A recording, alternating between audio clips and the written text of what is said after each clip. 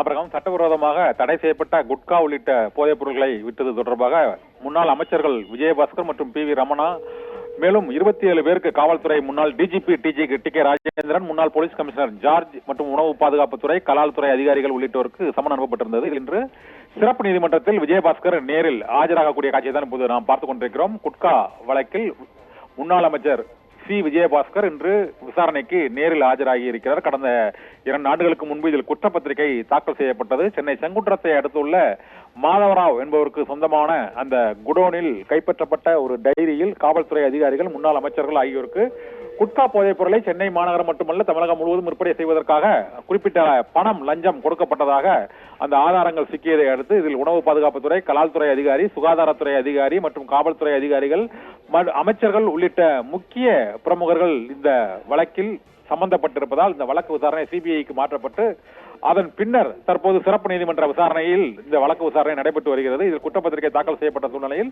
இன்று விசாரணைக்காக முன்னாள் அமைச்சர் விஜயபாஸ்கர் இந்த வழக்கில் நேரில் ஆஜராகி இருக்கிறார். மேலும் 27 பேருக்கு சமன் அனுப்பப்பட்டிருப்பதால் அவர்களும் ஆஜராகக்கூடும் என எதிர்பார்க்கப்படுகிறது. ஆபரகம்.